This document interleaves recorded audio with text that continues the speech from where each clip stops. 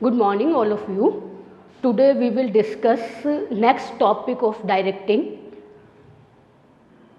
Last lecture में discuss किया था डायरेक्टिंग के फीचर्स, डायरेक्टिंग की importance. Then today we will discuss next topic element of directing. Main topic है chapter का जिसमें डायरेक्टिंग में क्या क्या चीज़ें इंक्लूड होती है, डायरेक्टिंग फंक्शंस क्या क्या होते हैं, कैसे डायरेक्टिंग प्रोसेस कंप्लीट होता है, इस सब को इस टॉपिक में डिस्कस किया जाएगा. Elements of directing. Today's topic elements of directing. One by one वैसे 4 एलिमेंट्स है. Number 1 supervision, second motivation, third leadership and fourth communication. ये 4 डायरेक्टिंग एलिमेंट्स है. इनका डिटेल डिस्कशन चैप्टर में दिया हुआ है, उसको वन बाय वन डिस्कस करेंगे. सबसे फर्स्ट होता है डायरेक्टिंग में रोल सुपरविजन का.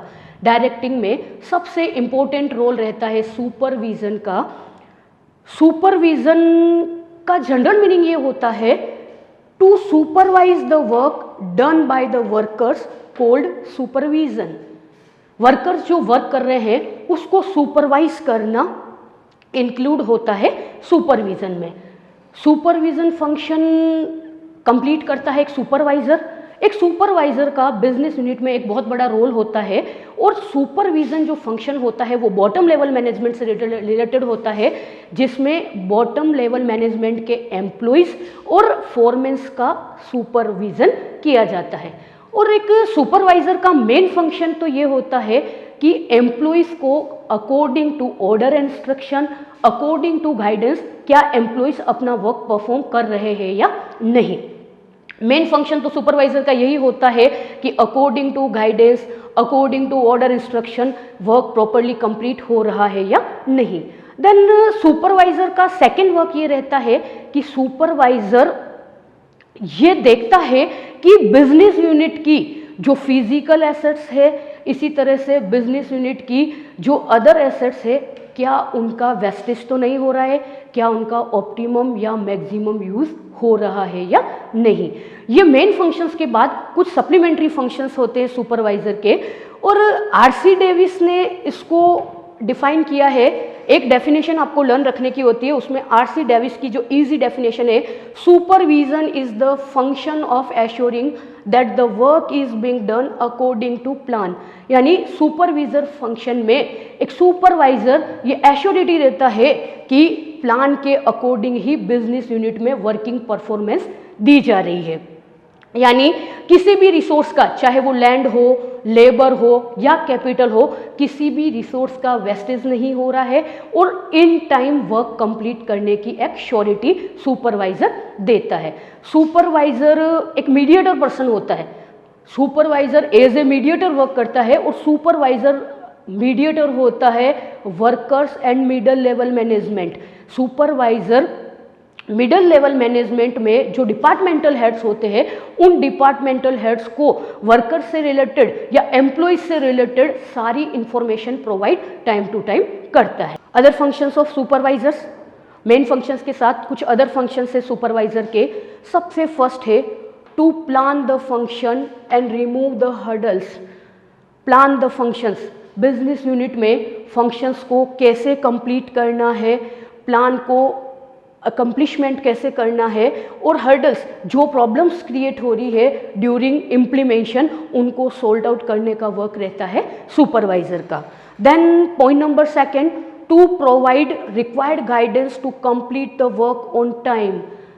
सुपरवाइजर का वर्क रहता है कि एम्प्लॉइज को गाइड करना वर्क कंप्लीट करने के लिए, कि एम्प्लॉइज अपने वर्क को टाइम से कंप्लीट कर सके. Then point number 3 to make communication work faster. Communication, जितना एम्प्लॉइज और सुपरवाइजर का कम्युनिकेशन फास्ट होगा उतना ही बिजनेस वर्क या business dealing on time complete होगी. तो कम्युनिकेशन प्रोसेस पे डिपेंड करता है कि ऑब्जेक्टिव अचीविंग टाइमिंग क्या होगा. तो सुपरवाइजर का ये है कि डबल कम्युनिकेट नहीं हो. जो सुपरवाइजर एम्प्लॉइज को इंस्ट्रक्शन देता है, ऑर्डर देता है, वो उसको उसी तरीके से समझकर इन टाइम अपना वर्क कंप्लीट कर सके. Then to maintain discipline among employees. Supervisor का फंक्शन डिसिप्लिन मेंटेन करना। डिसिप्लिन कैसे मेंटेन करना होता है? एम्प्लॉइज को किसी भी बिजनेस यूनिट में कौन उनका हेड पर्सन होता है ये पहले पता होता है, इसीलिए अपने वर्क को टाइम से कंप्लीट करना, देन उसकी रिपोर्टिंग करने से time to time business unit में मेंटेन रहती है डिसिप्लिन एम्प्लॉइज के बीच में। यानी एम्प्लॉइज एक दूसरे को कोऑपरेट करते हैं, डिफरेंट डिफरेंट डिपार्टमेंट के एम्प्लॉइज एक दूसरे की हेल्प करते हैं। Then to maintain feeling of oneness among employees. कोई बड़ी बिजनेस यूनिट है या लार्ज बिजनेस यूनिट में बहुत सारे वर्कर्स एक साथ वर्क कर रहे होते हैं, तो वहां पर फीलिंग ऑफ वननेस, उन सब में पार्शियलिटी वाली फीलिंग नहीं आनी चाहिए, वो सब एक समझकर अपने वर्क को कंप्लीट करें। Then to motivate the workers for increase their efficiency. Workers की जो एफिशिएंसी होती है उस पर डिपेंड करती है बिजनेस यूनिट की प्रॉफिटेबिलिटी। पूरे मैनेजमेंट में ये पॉइंट बहुत बार आया है कि वर्कर्स जो होते हैं वो बिजनेस यूनिट की लाइव एसेट्स होते हैं, और उन लाइव एसेट्स को अगर आप टाइम टू टाइम गाइड करो, टाइम टू टाइम सुपरवाइज करो, देन उनकी एफिशिएंसी इंक्रीज होती है। Supervisor is friend, philosopher and guide for employees. In modern time, in global competition time, business unit को अपने ऑब्जेक्टिव्स को टाइम से अचीव करने के लिए, इसी तरीके से बिजनेस यूनिट के प्रॉफिट को इंक्रीज करने के लिए सुपरवाइजर को एज ए फ्रेंड, फिलोसोफर या गाइड का वर्क करता है एम्प्लॉइज के लिए। जितना बेटर ट्रीट करता है एम्प्लॉइज के साथ, उतना ही बेटर रिजल्ट सुपरवाइजर को मिलता है और सुपरवाइजर उसको पहुंचाता है मिडिल लेवल मैनेजमेंट तक। Then integration interest, integrated interest. Owner and employee, two persons work करते हैं, ओनर एंड एम्प्लॉइज। तो ओनर का इंटरेस्ट होता है प्रॉफिट को मैक्सिमाइज करना, और इसी तरह से जो एम्प्लॉय होता है उनका जो खुद का, एम्प्लॉइज का जो खुद का इंटरेस्ट होता है अपनी सैलरी उनको टाइम से अचीव करना और अपनी वर्किंग एफिशिएंसी को इंक्रीज करना। तो दोनों ही इंटरेस्ट इंटीग्रेटेड हो जाते हैं through supervision and through. Now next topic, motivation. Motivation is another element of directing. Motivation, सबसे पहले आपको यह पता होना चाहिए कि मोटिवेशन किसका होता है। मोटिवेशन होता है पर्सन का, और पर्सन जो बिजनेस यूनिट को सबसे ज़्यादा कोऑपरेट करता है वो होता है एम्प्लॉइज़। किसी भी बिजनेस यूनिट की बहुत अच्छी प्लानिंग है, उस बिजनेस यूनिट बहुत अच्छी ऑर्गेनाइजेशन उन्होंने स्ट्रक्चर डेवलप किया, ऑर्गेनाइजेशन स्ट्रक्चर के बाद स्टाफिंग पैटर्न में वेल क्वालिफाइड पर्सन को उन्होंने अपॉइंट किया, लेकिन वेल क्वालिफाइड पर्सन्स भी अगर फुल विलिंगनेस के साथ, इसी तरह से उनकी जितनी कैपेसिटी है उस अकॉर्डिंग वो वर्क नहीं करते हैं, इसका मतलब ये कह सकते हैं कि पर्सन उस बिजनेस यूनिट से सेटिस्फाई नहीं है या उसको कोई मोटिवेशन नहीं मिला है। मोटिवेशन में एक फैक्टर होता है कि किसी बिजनेस यूनिट में एक person as a employee work करता है, तो उसको अपने गाइड करने वाले पर्सन से टाइम टू टाइम कितना मोटिवेशन मिलता है, उसी मोटिवेशन पर उसकी बिजनेस की एफिशिएंसी या उसके वर्क की एफिशिएंसी डिपेंड करती है। मोटिवेशन ही फेल्योर या सक्सेस करता है मैनेजमेंट को।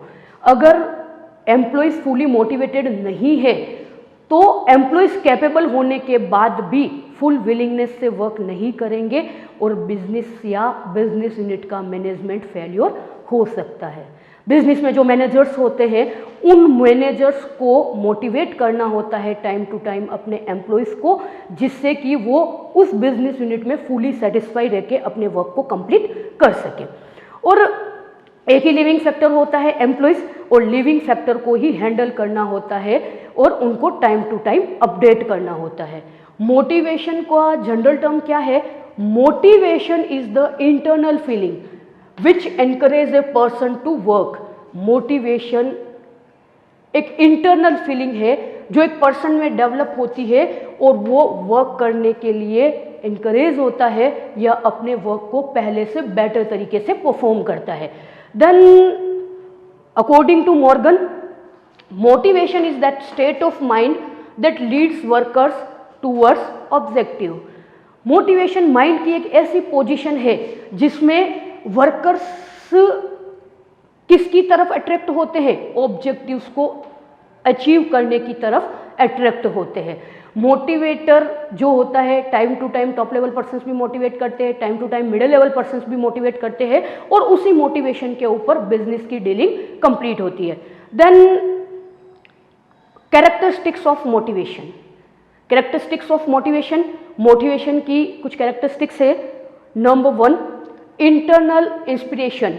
इंटरनल इंस्पिरेशन, इसमें ये होता है कि हर पर्सन का एक साइकोलॉजिकल लेवल होता है, हर पर्सन की एक फीलिंग अलग अलग होती है, उस अकॉर्डिंग उस पर्सन के माइंडसेट के अकॉर्डिंग उसको मोटिवेट करना होता है और उसको एक पॉजिटिव एटीट्यूड के साथ हैंडल करना होता है कि पर्सन को खुद को ये फील हो जाए कि उसमें कुछ कमी है और उस कमी को उसको क्या करना है, कंप्लीट कर कर बिजनेस में वर्क करना है।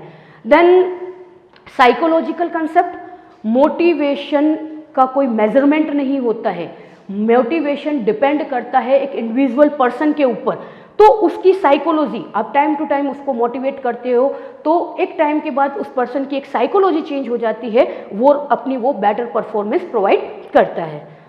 Then increase efficiency of workers, business success depends on efficiency of workers. बहुत बार ये पॉइंट रिपीट हो रहा है, डिफरेंट मैनेजमेंट फंक्शंस में यही चीज आ रही है, increase efficiency of workers. Workers की एफिशिएंसी अगर इंक्रीज होती है तो वो स्टेप बाय कनेक्टेड रहता है। वर्कर्स की एफिशिएंसी इंक्रीज होने से प्रोडक्शन इंक्रीज होता है, देन प्रोडक्शन इंक्रीज होने से ओवरऑल बिजनेस का प्रॉफिट इंक्रीज होता है। Then point number 4, continuous process. Continuous process, other function of management like is motivation is also continuous process। Motivation एक कंटिन्यू रहता है। एक बार अगर आपने किसी पर्सन को मोटिवेट कर दिया और इन टाइम प्रॉपर टाइम उस पर्सन ने डीलिंग करी, उसके बाद उसको नेक्स्ट स्टेप पर भी मोटिवेट करना ज़रूरी रहता है। जब तक बिजनेस यूनिट रन करती है मोटिवेशन कंसेप्ट कंटिन्यू रहता है start to end. Then reduction labour turnover rate, reduction labour turnover rate. Labour turnover rate हर पॉइंट में आपका रिपीट हो रहा है। Labour turnover rate meaning person का वर्क चेंज करना है one business unit to another business unit. अगर किसी बिजनेस यूनिट में ट्रेंड एम्प्लॉय कंटिन्यूसली एक यूनिट से दूसरी यूनिट में अपना वर्क चेंज करते हैं तो उसका लॉस उस बिजनेस यूनिट को होता है और उस बिजनेस यूनिट की कॉस्ट ऑफ प्रोडक्शन क्या हो जाती है, इंक्रीज हो जाती है। अगर मोटिवेटेड एम्प्लॉयज होते हैं या सेटिस्फाइड एम्प्लॉयज होते हैं तो उससे रिडक्शन होता है लेबर टर्नओवर रेट का, और जब कॉस्ट ऑफ प्रोडक्शन डिक्रीज होती है देन प्रोफिशिएंसी इंक्रीज होती है। Point number 6, achievement of goals. Achievement of goals, business unit में 2 पर्सन होते हैं, एम्प्लॉय एंड ओनर। दोनों का अलग अलग गोल होता है। एम्प्लॉयर का जो गोल होता है वो प्री डिसाइडेड होता है कि उनको इन टाइम प्रॉफिट को अचीव करना है। देन एम्प्लॉय का गोल होता है खुद को डेवलप करना, पर्सनालिटी डेवलप करना, एफिशिएंसी को इंक्रीज करना, जिससे कि उसको सैलरी इंक्रीज हो, उसका प्रमोशन मिले और उसको फिनेंशियल और नॉन फिनेंशियल इंसेंटिव्स उसको मिले। देन वाइडर स्कोप, मोटिवेशन का स्कोप बहुत ज़्यादा वाइड है। उसमें पर्सन की नीड क्या है, पर्सन की रिक्वायरमेंट क्या है, उसको इंटरनली मोटिवेट करना कि क्या चीज़ ऐसी है जो प्रॉपर एफिशिएंसी से ये बिजनेस यूनिट उसको प्रोवाइड कर सकती है। Then adopting changes in organisation. In present time different innovations हो रहे हैं, डिफरेंट टेक्नोलॉजी मार्केट में आ रही है, और अगर कोई बिजनेस यूनिट अपनी टेक्नोलॉजी को चेंज करती है या अपना वर्किंग क्राइटेरिया चेंज करती है, देन कभी कभी ऐसा होता है कि एम्प्लॉय उसको एक्सेप्ट नहीं करते हैं। तो एम्प्लॉयज उस टेक्नोलॉजी को एक्सेप्ट करें और एम्प्लॉयज उस अकॉर्डिंग बिजनेस में वर्क करें, और ये पॉसिबल होता है थ्रू मोटिवेशन। यानी अगर कोई चेंजेस होने हैं तो मोटिवेशन के थ्रू उनको पहले ही बता दिया जाता है और एम्प्लॉयज उस चेंजेस को एडॉप्ट कर सके या एक्सेप्ट कर सके। Then tool to get cooperation, tool to get cooperation, cooperation between owner and employee. Cooperation होता है ओनर और एम्प्लॉयज का। अगर ओनर और एम्प्लॉय कोऑपरेट होकर वर्क करेंगे, एक दूसरे को कोऑपरेट करेंगे, तो ही बिजनेस सक्सेस होता है और ये कोऑपरेशन पॉसिबल होता है थ्रू मोटिवेशन, क्योंकि सेटिस्फाइड एम्प्लॉयज जो होते हैं वो बेटर परफॉर्मेंस देंगे और वो अपने हेड पर्सन को टाइम टू टाइम कोऑपरेट करेंगे। Then point number 10 and last point, positive attitude, positive attitude of employees. Employees का एटीट्यूड अगर उस बिजनेस यूनिट को लेकर पॉजिटिव होता है, अगर एम्प्लॉय ये सोचता है कि ये बिजनेस यूनिट में उसकी परफॉर्मेंस से बेनिफिट होने वाला है, तो ये पॉजिटिव एटीट्यूड क्रिएट होता है मोटिवेशन से, क्योंकि एम्प्लॉयज अगर अपनी सैलरी से सेटिस्फाई होगा, time to time non financial motivation अगर उसको मिलता है या इसी तरीके से कुछ एक्स्ट्रा फैसिलिटीज अगर एम्प्लॉयज को मिलती है, तो एक पॉजिटिव एटीट्यूड बनता है जिसका ओवरऑल प्रॉफिट मिलता है बिजनेस यूनिट को। Thank you.